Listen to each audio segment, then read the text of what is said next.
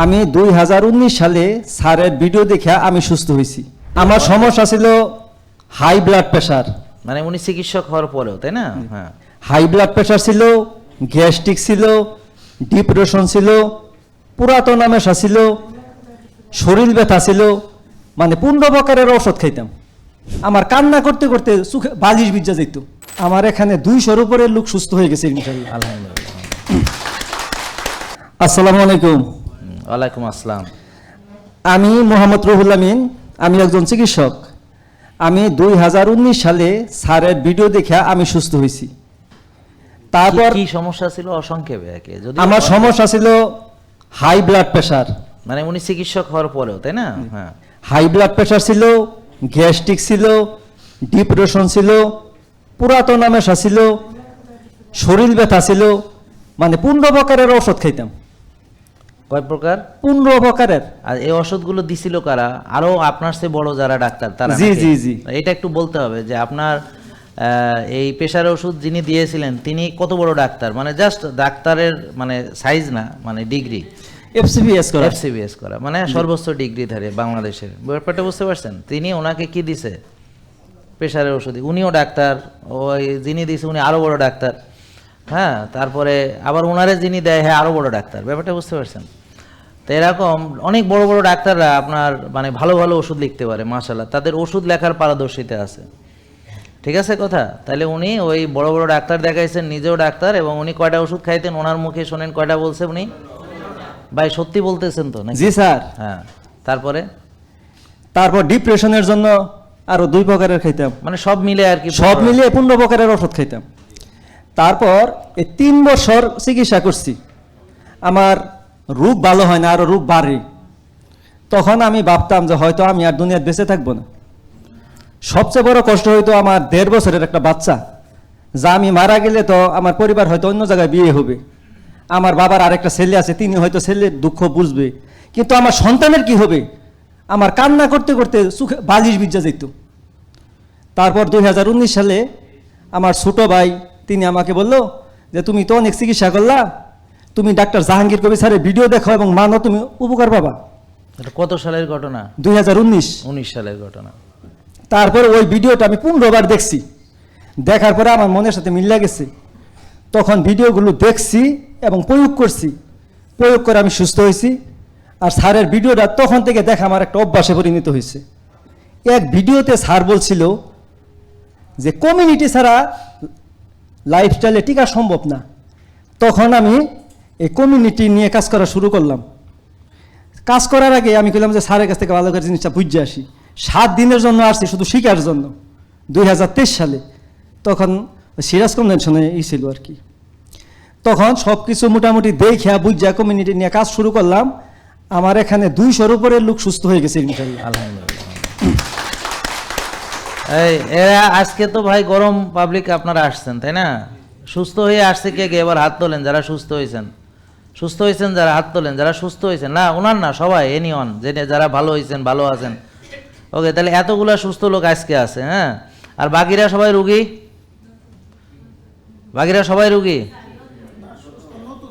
নতুন আর পুরান? আমরা যারা সুস্থ আছি হাত তুলি, যারা সুস্থ আছি হাত তুলি, যারা সুস্থ আছি। হ্যাঁ ভাই, ওকে, যারা রুগী তারা দুর্বল, তাদের থেকে জোরে তালি তো আশা করতেই পারি না, পারি কি?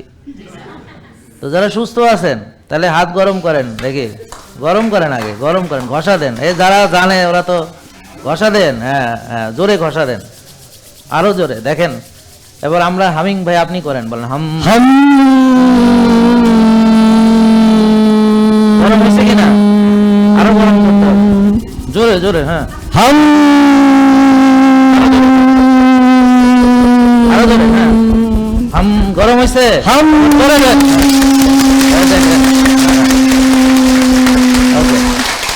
এটা হলো গরম। তো আমরা এই যে রক্ত চলাচল বাড়ানোর জন্যে, হার্টবিট বাড়ানোর জন্যে আমরা কি করি? গরম করতে হয়। এই যে যেখানে গরম হলো এখানে সব আপনার অক্সিজেন চলে আসবে। তাহলে এখানে বিজ্ঞানের ছাত্র আছে কেউ? অক্সি হিমোগ্লোবিন ডিসোসিয়েটিভ কার্ভ, এটা জানেন? কেউ জানেন যে আমি অক্সি হিমোগ্লোবিন ডিসোসিয়েটিভ কার্ভ? সে কি ডাক্তার নাকি এমনি সায়েন্সের ছাত্র নাকি?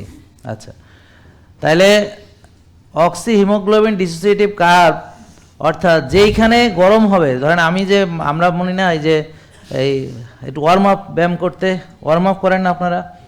ওয়ার্ম আপ করেন কেন? ওয়ার্ম আপের মানে কি? এই মাংসপেশিকে গরম করা, ওয়ার্ম করা।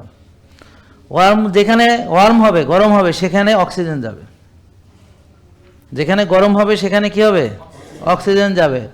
আমি যখন এখানে বাইসেপস, ধরেন আমি একটা ব্যায়াম করলাম, এই যে এখানে এই, তো এখন ধরেন আরেকটু ওজন নিয়ে আরেকটু ওজন নিয়ে আরেকটু ওজন নিয়ে, তখন আমার এইখানে মাংসটা গরম হয়ে যাবে, যাবে কিনা? আপনাদের হাত গরম হয়েছে? গরম না হলে আবার হবে। এখানে লাল হয়েছে, কেন লাল হয়েছে? ওয়াই? অক্সিজেন আসছে, অক্সিজেন সমৃদ্ধ রক্তগুলো এখানে আসছে। ব্যাপারটা বোঝা গেল? তাইলে আমাদের বেশিরভাগ রোগের মূল কারণ ওই কোষ সঠিক অক্সিজেন ব্যবহার করতে পারে না। এটা হলো আসল কথা, মানে অনেক কথার মূল কথা হলো এটা। তা আমরা যে কোনো প্রকারে যদি তাকে সঠিক অক্সিজেন ওখানে ঢুকাইতে পারি, তাহলে কি হবে? সঠিক পুষ্টিটা ওখানে যাবে, কোষটা নরিষ্ঠ হবে। তো সব কোষ যদি আমার নরিষ্ঠ থাকে, আমি রোগী হব কেমনে? না, তাই বুঝতে পারছেন? হ্যাঁ, তাহলে এইটা আমরা যে তালি মারি না, এটা একটা উদ্দেশ্য আছে। এটার অনেকগুলো ব্যায়াম আছে, একটা হলো এরকম, একটা হলো এরকম। আমাদের সময় কম। আর হ্যাঁ হ্যাঁ, ইয়েস, আপনি করেছেন, মাশাআল্লাহ। হ্যাঁ, ভিডিও দেখে দেখে তারপরে এইটা করে যে কতজন, আমার যেমন আসিল ছিল নাই, কোথায় যে ছিল এখন মনে নেই। টিউমার ভালো হয়েছে অনেক, হাতের অনেকেরই ব্যথা ভালো হয়েছে, আর্থাইটিসের ব্যথা ভালো হয়েছে, আর অনেকের অনেক রকম সমস্যা ভালো হয়েছে। তাই এটা হলো একটা এক্সারসাইজ, বুঝা গেল? তাইলে আমরা হয় তালি দিবই না, আর দিলে এমনভাবে দিব আমার একটা কাজে লাগে। আন্দাজে শক্তি খরচ করে এত কোনো লাভ নেই। ওই যে দেখেন উনি গরম হয়ে এখন কোট খুলে ফেলাইছে, মানে ওনার তালিতে জোর হয়েছে, মাশাআল্লাহ। এরকম যদি আমি এখন আরো কয়েকটা রাউন্ড করাই, সবাই ঘামাবে। তো এটা ঘামালে আমাদের এসির খরচ বেশি আসবে, আমরা রিস্ক নেওয়া ঠিক হবে না। ঠিক আছে না? আচ্ছা, তা এখন রুহুল আমিন ভাই, নাকি কি নাম আপনার? জি, মোহাম্মদ রুহুল আমিন। মোহাম্মদ রুহুল আমিন মুক্তা গাছা, ম্যান অফ মুক্তা। আচ্ছা, একেবারে মুক্তার মতো, মাশাআল্লাহ। তা উনি সুস্থ হওয়ার পরে উনি আলহামদুলিল্লাহ এখন 200টা ওনার কি আছে? বগি আছে। কয়টা বগি আছে? 200। তার 50টা বগি নিয়ে আজকে ইনি এখানে, এই যে সব বগিরা এখানে বসে আছে, বগিরা। হ্যাঁ, ওকে। আবার বগিদের ভিতরে অনেক ইঞ্জিন বেরিয়ে আসবে। তাহলে এখন যারা নতুন এসেছেন, ভাই আপনি বলেন বগি কে, ইঞ্জিন কে, একটু বুঝান তো। ব্যাপার হলো আগে আমরা সুস্থ হব, যখন সুস্থ হয়ে মানুষকে সুস্থতা দাওয়াত দিব এবং এই জায়গায় নিয়ে আসবো, তখনই আমরা ইঞ্জিন হব। না, এই জায়গায় নিয়ে আসবো না, মানে সে সুস্থ হবে, এখানে আনার শর্ত না, কিন্তু ইঞ্জিন হওয়ার শর্ত এখানে আনা না। আমার কথা বুঝতে পারছেন? হ্যাঁ, ধরেন আপনার পরামর্শ মেনে একজন সুস্থ হয়েছে, ওটা হলো আপনার বগি। জি, এবার বুঝতে পারছেন? তো এরকম আপনার বগি বাড়াবেন, এখানে আনাটা হলো সেটা অন্য বিষয়, যে একটা লোক পূর্ণাঙ্গভাবে মানবে সে। যেমন এখানে অনেকে ভিটামিন ডি জানে না। কে কে জানে ভিটামিন ডি? দেখি হাত তোলেন, সত্যি সত্যি। তাই আজকে ওরা জানবে, এই 2-3 জন জানে, আর বাকিরা জানে না। তাহলে যারা হাত তুলেছে ভিটামিন ডি জানে, তারা কি এখানে এসেছিলেন? আসছিলেন? হ্যাঁ, আপনি আসছিলেন। আচ্ছা, তো যারা ভিটামিন ডি জানে না, তারা কি আসছিলেন? আসি নাই। তা এই যে আসা না আসার ভিতরে হলো জানা না জানার একটা বড় পার্থক্য থাকে। যেমন এখানে যারা আসছে, কে কে এসেছেন? পুরান রুগী কে কে, যারা মেনেছেন, ভালো হয়েছেন। আপনারা আপনাদের হোমায়ার জানেন? জানেন? নতুনরা হোমায়ার জানেন আপনার? আচ্ছা, আপনারা আপনাদের ভিটামিন ডি জানেন? নতুনরা আপনারা আপনাদের ভিটামিন ডি জানেন?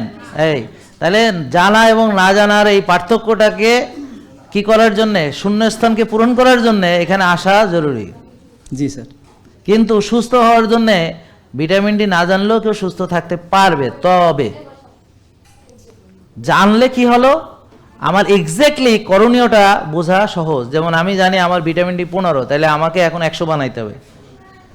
এখন আমি জানি যে ভাবি আমার ভিটামিন ডি 100 আছে, কিন্তু মাইপা দেখলাম 20। তখন বোঝা গেল যে না, এখানে আমাকে আরো গুরুত্ব দিতে হবে। কেন দিতে হবে?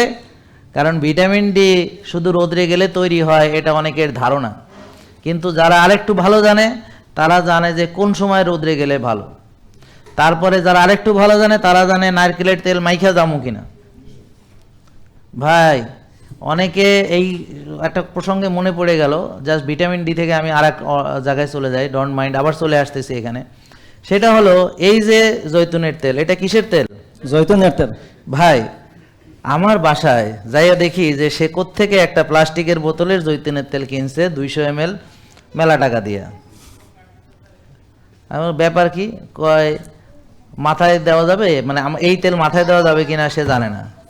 তাহলে বোঝেন বাকিদের অবস্থা, বুঝেন নাই কথা?